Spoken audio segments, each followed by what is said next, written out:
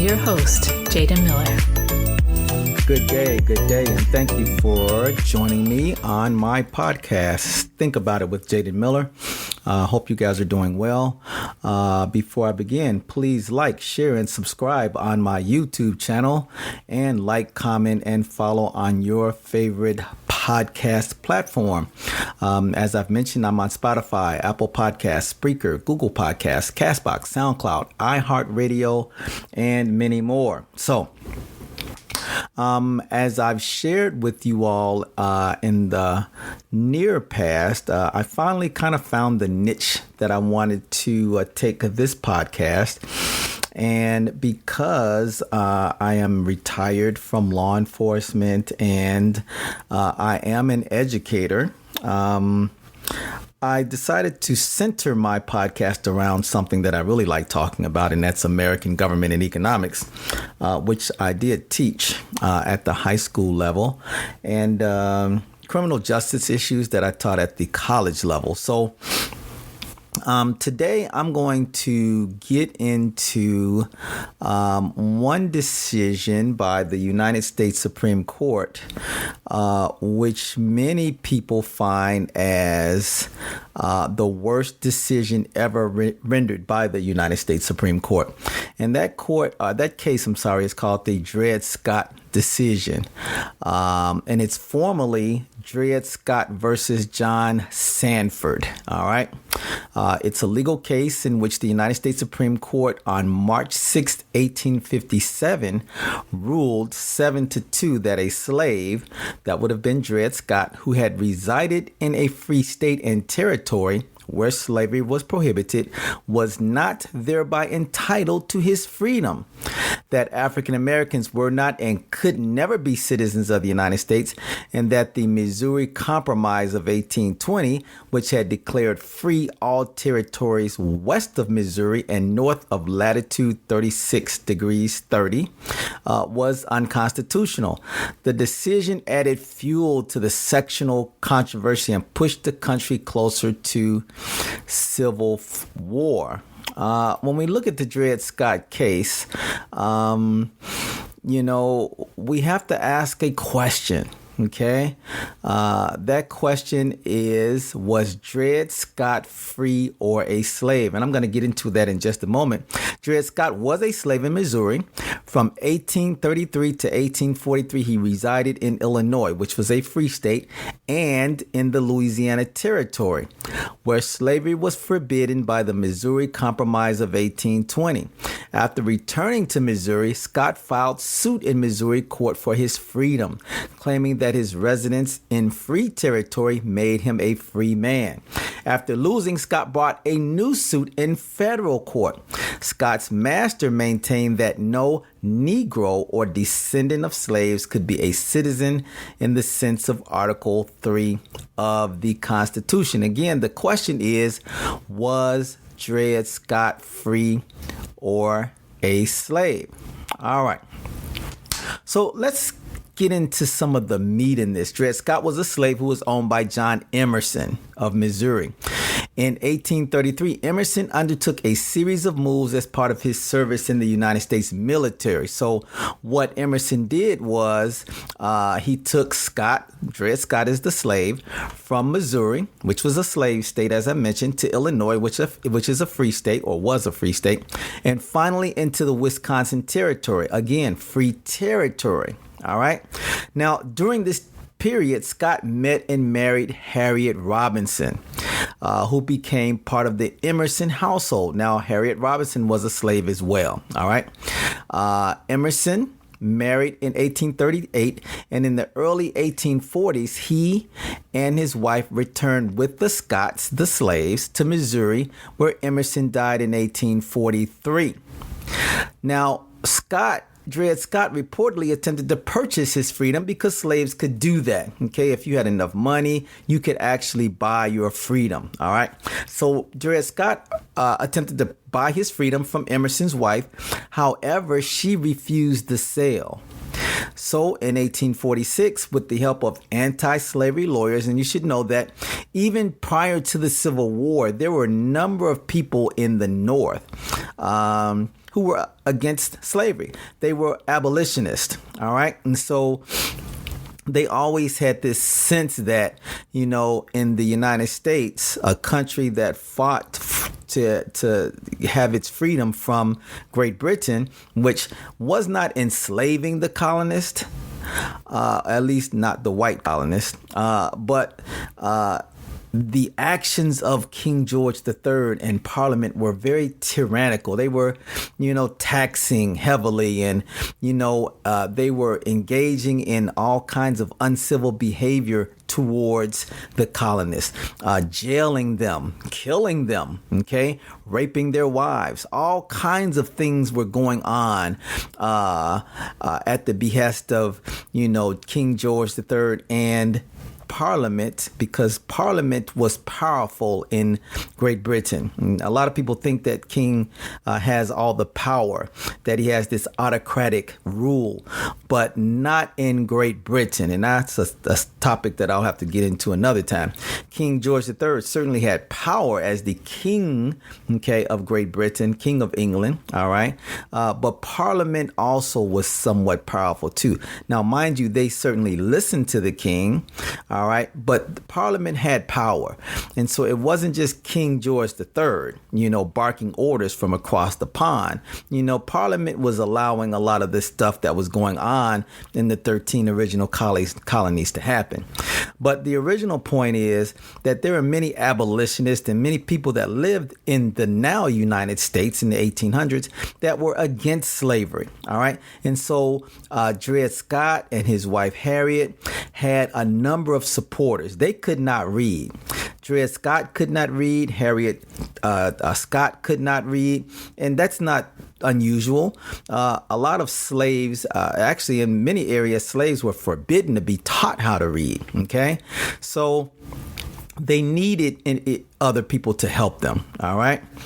Now, Harriet and Dred Scott filed individual lawsuits for their freedom in Missouri State Court in St. Louis on the grounds that their residence in a free state and a free territory had freed them from the bonds of slavery. It was later agreed that only Dred's case would move forward.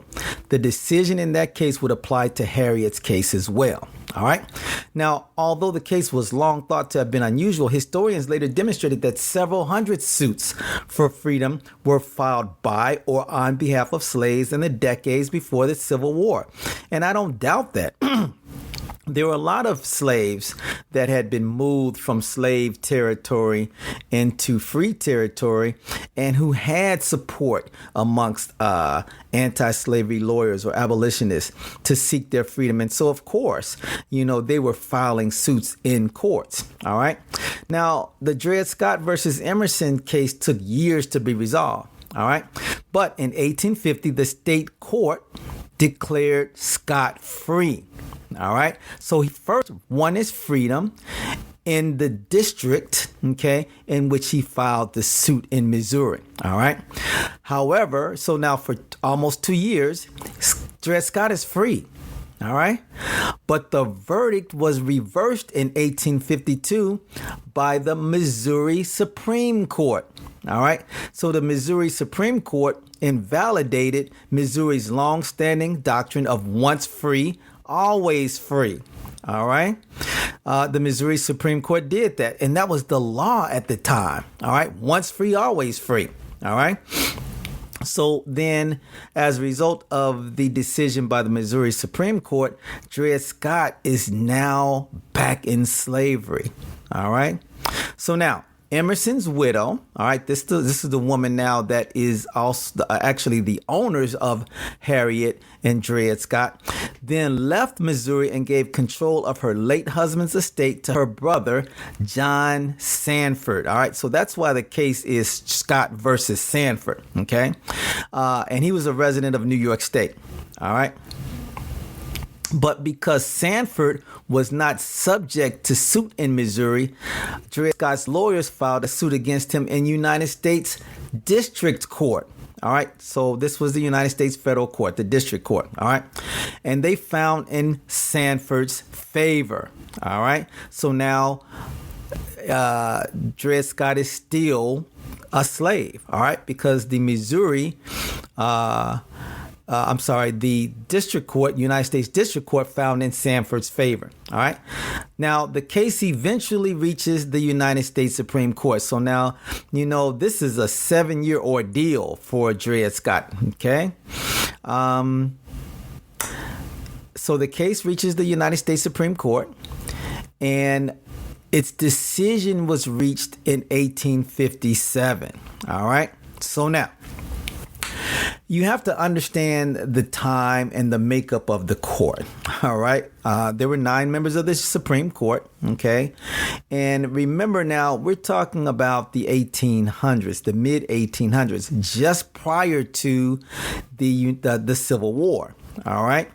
And of course, a number of the members of the Supreme Court are pro-slavery. All right. Some of them are from the southern states. All right. But there's one in particular that we need to talk about. His name was Chief Justice Roger Brooke Taney. All right. Chief Justice Roger Brooke Taney. All right. Now, the consensus is that Taney's opinion for the court was arguably the worst he ever wrote, coming after the fact that, or coming before the fact that, this is considered to be the worst decision ever rendered by the United States Supreme Court. And let's talk about why that is. First, Roger Taney ignored precedent. He distorted history and then imposed a rigid rather than a flexible construction on the Constitution, and he ignored specific grants of power in the Constitution and tortured meanings out of other more obscure clauses. All right. What he's trying to do is he's trying to correct a political decision by using the courts. All right.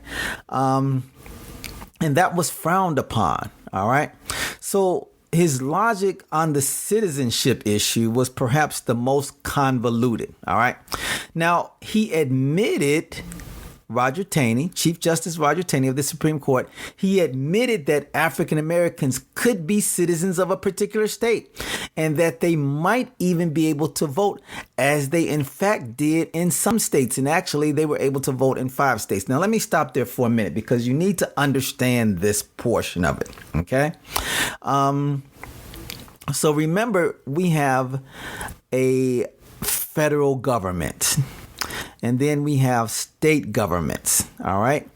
Well, the states have their own constitutions and they have their own laws. All right. And the federal government, while it is the supreme government in the United States, states have rights. All right.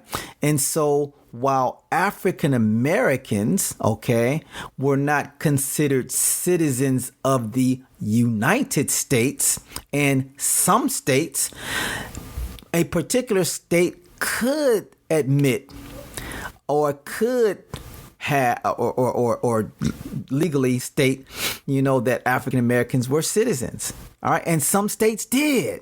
All right. Not all of the states were following in line with southern states or with the federal government. All right.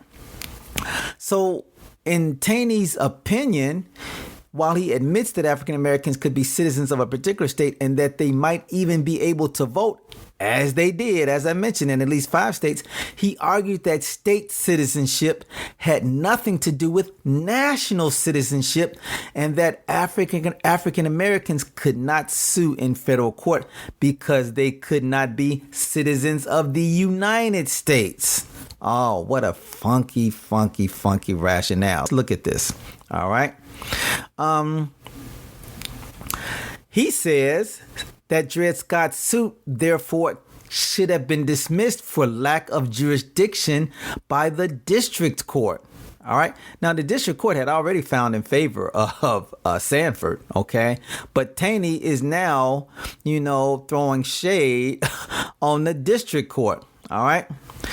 And on this point, Taney stood on shaky constitutional ground. If even one state considered an African American a citizen, then the Constitution required that all states, and by inference, also the federal government, had to accord that person all privileges and immunities of citizens in the several states, which includes the right to sue in federal court.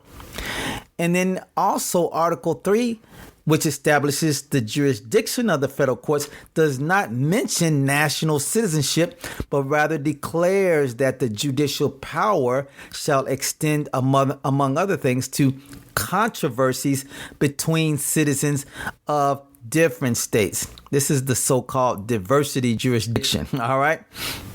Now, even with this weak argument, Taney could have been accused of nothing worse than faulty reasoning if he had stopped there. If Scott was not a United States citizen, he could not sue in federal court, and the case would therefore have been improvidently granted. But Taney was determined to impose a judicial solution on the slavery controversy because, again, we're working up towards the Civil War. All right. Now, although later courts would adopt the policy of deciding constitutional questions on the narrowest possible grounds, the pre-Civil War courts often decided all issues that could support their rulings. Thus, Taney continued holding that Scott had never been free, and that Congress had in fact exceeded its authority in the Missouri Compromise because it had no power to forbid or abolish slavery in the territories. Now, you've got to know a little something about the Missouri Compromise. All right. It had already been an issue that had been settled. All right. The Missouri Compromise has served as the accepted constitutional settlement for nearly 4 decades. And according to him, it failed. All right. Even the doctrine of popular sovereignty, as articulated in the Kansas-Nebraska Act of 1854, where the people of each federal territory would have the power to decide whether the territory would enter the Union as a free or a slave state, according to Taney, lacked constitutional legitimacy. So again, what this guy is doing is he's saying that Congress exceeded its authority, but more than anything, Taney is exceeding his authority. What is the role of the judicial branch? It is to interpret the law. It is not to legislate, and it is not to take executive actions. But it seems to me, and it seemed to others, of course, that this is exactly what Chief Justice Taney is doing. Okay, so in essence, he voided the principles of free soil, opposition to slavery in the territories and in newly admitted states, territorial sovereignty, and indeed every aspect of anti-slavery constitutional thought. Now, regarding the question of Scott's freedom, Chief Justice Taney held that Scott could not claim to be free on the basis of his residence in Illinois or Wisconsin. Whatever status Scott might have had, according to Taney, while in a free state or territory, he argued, once he had returned to Missouri, his status depended entirely on local law, notwithstanding the doctrine of once free, always free. So again, Chief Justice Taney is simply not holding on to or going along with precedent. Something had already been established, all right, in previous cases by the Supreme Court. Precedent is important. All right. So he would have been on reasonably strong ground had he limited himself to upholding the district court's decision based on the idea that status was to be determined by the states. I'll do that for you again in case you missed it. He, meaning Chief Justice Taney, would have been on reasonably strong ground had he limited himself to upholding the district court's decision. The district court had already decided in Sandford's favor. All right. But Also, he could have held that Scott was not entitled to sue Sandford in federal court on the basis of diversity of jurisdiction, which I just mentioned, because Missouri did not allow even free African Americans to be citizens. But Taney outraged much of the North by asserting that African Americans could never be citizens of the United States. All right. He said that the framers, the founding fathers of the Constitution, in his view, did not regard African Americans as being among the people for whose benefit and protection the new government was founded, notwithstanding the perfectly general language of the Declaration of Independence and of the preamble to the Constitution. What gall, what unmitigated gall. All right.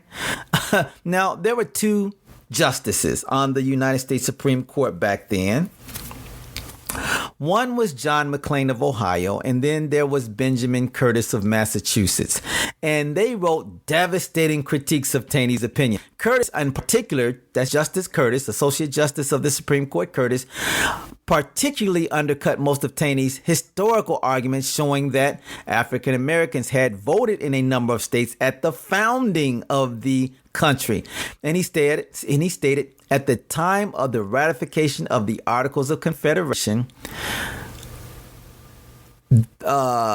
they were members of the nation and could not now be denied the right to claim citizenship.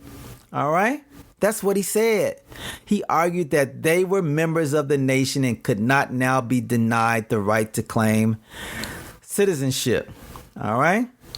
Now, of course, there is a great loving of this ruling in the South. All right. So one Georgia newspaper stated, the Southern opinion upon the subject of Southern slavery is now the supreme law of the land. Okay. And opposition to it is morally treason against the government. That's what they said in a Georgia newspaper back during this time. So now the view that Southern ideologues such as John C. Calhoun, now you know John C. Calhoun was a senator, all right, and he was definitely pro-slavery, and he had promoted this idea for more than a decade, that the federal government had a positive and indeed a constitutional obligation to defend slavery. Now, according to this decision by Taney, had triumphed. And of course, in the North, it exploded in denunciations of Taney's opinion. All right. Several sober appraisals in the Northern press decimated the Chief Justice's tortured legal reasoning. The Republican, this is a newspaper from the North, editor Horace Greeley published Justice Curtis's dissent as a pamphlet to be used in the elections of 1858 and 1860. All right. The press during that time and the pulpit echoed with attacks on the decision that were heated as Southern defenses of it. Just as heated as Southern defense of it. Now, Chief Justice Taney's hopes of settling the issue lay smashed. If anything, the Dred Scott versus Sandford decision inflamed passions and brought the Union even closer to dissolving. All right. Now, for all practical purpose, Northern courts and politicians rejected Scott versus Sandford as binding. In an advisory opinion, Maine, the state of Maine, their high court declared that African Americans could in both state and federal elections. The Ohio Supreme Court ruled that any slave coming into the state with his master's consent, even as a sojourner, became free and could not be re-enslaved upon entering to a slave state. The New York Court of Appeals handed down a similar ruling in Lemon versus the People in 1860. In several states, legislatures resolved to prohibit slavery in any form from crossing onto their soil and enacted legislation freeing slaves passing within their borders. All right. Now, let's talk about Chief Justice Taney for a minute, because he is now remembered solely for this blatantly pro-slavery decision he wrote and for his demeaning comments about African Americans. When he died in 1864, he was roundly denounced and vilified in the North. There was a Republican Senator, Charles Sumner of Massachusetts, that predicted that the name Chief Justice Taney is to be hooted down the pages of history. Whatever else he may have done, his name will always be linked with that of a slave who wanted nothing more than his freedom. Now, Dred Scott did, in fact, get his freedom, okay, but not through the courts. After he and his wife, remember Harriet, were later bought by the Blow family. Now, the Blow family are the family that originally owned Dred Scott. Okay. They sold Dred Scott to Emerson. Okay. Now, the Blow family were able to purchase Dred Scott back and his wife, and they freed them. All right. Now, Dred Scott unfortunately did not live very long after his freedom. All right. He died of tuberculosis in St. Louis the year after the Dred Scott decision. All right. And after he was freed. All right. His wife, Harriet Scott, lived until June 1876. She was alive long enough to see the Civil War and the 13th Amendment, which abolished slavery in the United States. And in fact, she was even around to see the 14th Amendment, which I'll talk about in a minute. So that's the basis of it. That's the Dred Scott decision. The majority on the court held that a Negro whose ancestors were imported into the United States and sold as slaves, whether enslaved or free, could not be an American citizen and therefore did not have standing to sue in federal court. Because the court lacked jurisdiction, Taney dismissed the case on procedural grounds, as I've already mentioned. All right. So this was a 7-2 decision. All right. As I mentioned, Chief Justice Taney was able to get 6 of his cohorts to agree with his decision. And then there were 2 dissenters. That was Benjamin Curtis and John McLean that dissented and tore apart Chief Justice Taney's argument. All right. So, what came about after the Dred Scott decision? Well, of course, there is the Civil War that began in 1861 that really, of course, divided the nation. Dred Scott's decision outraged abolitionists. They saw the Supreme Court's ruling as a way to stop debate about slavery in the territories. So the divide between North and South over slavery grew and culminated in the secession of Southern states from the Union and the creation of the Confederate States of America. All right. Now, Abraham Lincoln's Emancipation Proclamation of September 22nd, 1862, freed enslaved people living in the Confederacy. All right. Now, of course, there's always been some controversy surrounding that.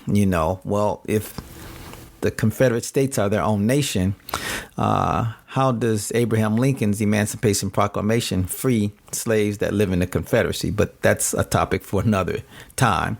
But it would be another 3 years until Congress passed the 13th Amendment abolishing slavery in the United States. Now, the 13th Amendment is real simple. All right.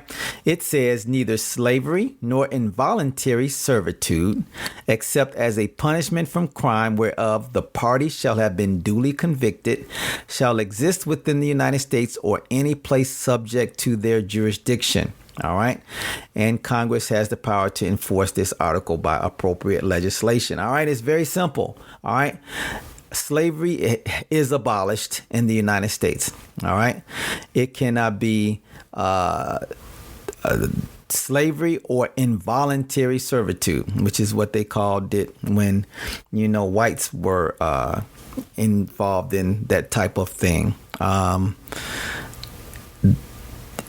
It is not acceptable anywhere in the United States, all right, except as punishment for a crime where there has been due process of law, all right?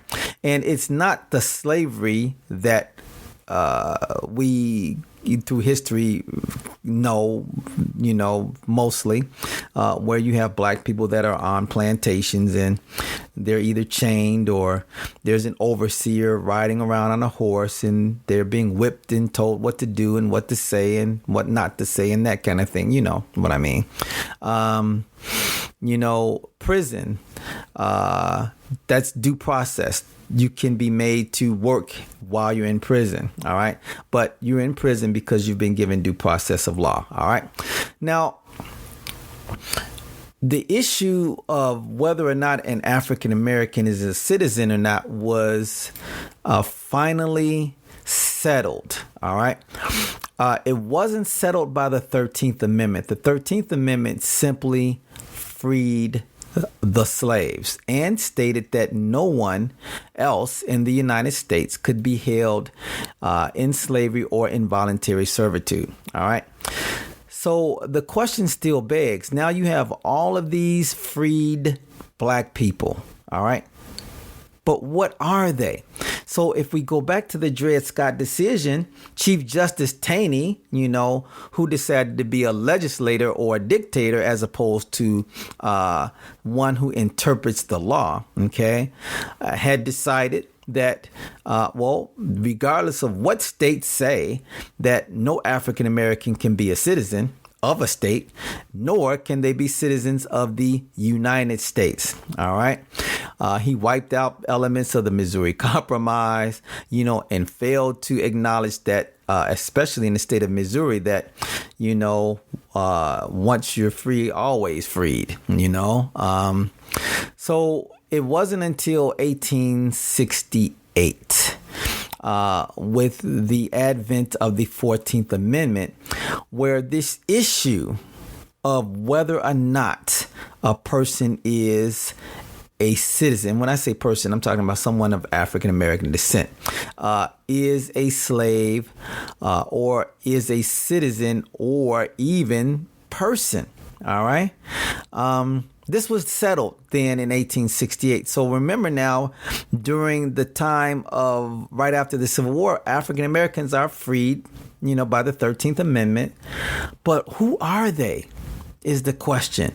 What are they? What is their legal standing in the United States? All right. And again, it is not until a few years later when the 14th Amendment is ratified, and it simply states, and I want you to be clear that the 14th Amendment was written, at least Section 1 specifically, was written, for freed African Americans. That was the original intent and purpose of the 14th Amendment, Section 1. All right. And it says all persons born or naturalized in the United States. OK, so that first part of the 14th Amendment establishes that if you were born in the United States and you happen to be African American, you are a person. It first establishes that, because remember, African Americans that were slaves were not persons. They were property. There's a difference between being a person and being property. All right. So the 14th Amendment now establishes at the federal level. Remember, there are some states that did not consider African Americans as property, specifically in the North. All right. But the federal government made this now the law of the entire land. States are now subject to it. And I'll go on. So now we understand that at the federal level and at the state level, African Americans are persons. Let's go on to the next part. It says, and subject to the jurisdiction thereof are citizens of the United States and of the state wherein they reside. So now, with that one sentence, African Americans are considered to be persons and citizens of the United States and And that's a key word. That little word "and" is so big, okay? And of the state wherein they reside. So you are a citizen of the United States and a citizen of the state wherein you reside. So if you are a resident of Georgia, you are a citizen of Georgia and you are a citizen of the United States. The 14th Amendment lays that out. It goes on to say, okay, and again, all this does, the 14th Amendment, it certainly wipes out, well, the 13th Amendment did too, Chief Justice Taney's argument that no African American can be a citizen of a state or of the United States. That was, now, of course, Chief Justice Taney had died in 1864 and the South had lost the Civil War, okay? But there's a part of me that wishes that he could have still been alive just to be able to see, how his faulty Dred Scott ruling, is finally now wiped away clean by Congress. All right. So the next sentence in the 14th Amendment says, no state shall make or enforce any law which shall abridge the privileges or immunities of citizens of the United States. Now, we would have to go back into the Constitution. OK. All right. Where it states, OK, that people in states, especially in those states that considered African American citizens, gave them the right to vote, okay, that they have privileges and immunities like citizens of that state because they were citizens of that state. All right. So no state now shall make or enforce any law which shall abridge the privileges or immunities of citizens of the United States. There's another word that's very important. It's nor. And that comes in the next part of this. It says, nor shall any state deprive any person of life, liberty, or property. Remember now, nor shall any state deprive any person. Okay, so now remember, African Americans are now persons now of life, liberty, or property without due process of law. Okay, and then finally it says, nor deny to any person within its jurisdiction. Remember, persons, these are African Americans. The 14th Amendment section 1 is written specifically at the time for African Americans. All right, it says that nor deny to any person within its jurisdiction. We're talking about the states. Okay, the federal government has already established, okay, that all persons born in the United States and subject to its jurisdiction are citizens of the United States. That is settled in the first sentence. All right. But then we have to talk about these states because remember, states have rights. OK, but the federal government has now told the states no, nor. OK, it's very simple. It says no state and nor shall any state. OK, nor deny to any person. OK, so nor shall any state deprive any person of life, liberty, or property without due process of law, nor deny to any person within its jurisdiction the equal protection of the laws. That means equal protection. The laws are supposed to be equally applied, okay, to everyone. All right. Everyone. This is the 14th Amendment. This is 1868. Now, of course, we know, and we can talk about this in another episode, was this always applied specifically after, there was some hooliganism going on in Congress and, within the Republican Party at the time to get a certain person elected. And I'll talk about that at another time. But so, of course, Reconstruction during this time had changed, okay? And so now not all persons are equally protected under the law, okay? As we see coming into the Plessy versus Ferguson decision, which I have talked about, so you can check out that episode, and then leading into the 1900s. Of course, there's not equal protection, okay? And of course, there were some states depriving people of life, liberty, and property, specifically black people, okay? All right. But the 14th Amendment specifically at this time in 1868, I'm connecting back to how it destroyed Chief Justice Taney's horrible decision in Dred Scott versus Sandford. All right. So it's just really important that you have a good understanding, of where Chief Justice Taney's decision led. All right. It led us into Civil War. All right.